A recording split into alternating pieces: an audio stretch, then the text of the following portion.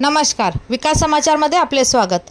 मीरा भाईंदर वसई विरार पोलिसांनी डी कंपनीशी संबंध असलेले आंतरराज्य ड्रग कार्टेलचा केला पर्दाफाश। 327 कोटी रुपयांचे ड्रग्ज जप्त। 45 दिवस चाललेल्या विस्तृत ऑपरेशनमध्ये मीरा भाईंदर वसई विरार पोलिसांशी संलग्न असलेल्या गुन्हे शाखेच्या युनिट झोन 1 ने अंडरवर्ल्डशी संबंध असल्याचा संशय असलेल्या आंतरराज्यीय ड्रग सिंडिकेटची संपूर्ण साखळी उद्ध्वस्त केली। महाराष्ट्र, तेलंगणा, उत्तर प्रदेश आणि गुजरातसह 4 राज्यातून एकूण 15 जणांना अटक करण्यात आली आहे।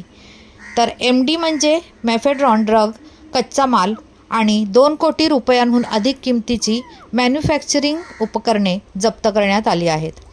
या संपूर्ण कारवाईत 327 कोटींचा मुद्देमाल जप्त करण्यात आला आहे। राज्यातील पोलिसांकडून हा आतापर्यंतचा सर्वात मोठा ड्रग्ज जप्तीपैकी एक असल्याचे बोलले जात आहे।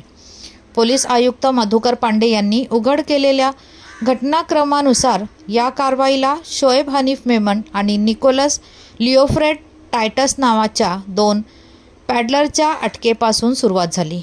दोघेही वसईचे रहिवासी आहेत। त्यांच्याकडे 1000 ग्रॅम MD सापडले। 15 मे रोजी घोडबंदर रोडवरील चेने गावात नाकाबंदी दरम्यान 2 कोटी किमतीचे MD आढळले। या दोघांनी दिलेल्या माहितीच्या आधारे टीमला तेलंगणामधील विकाराबाद जिल्ह्यातील नरसापूर गावात कार्यरत असलेल्या MD उत्पादन युनिटबद्दल माहिती मिळाली।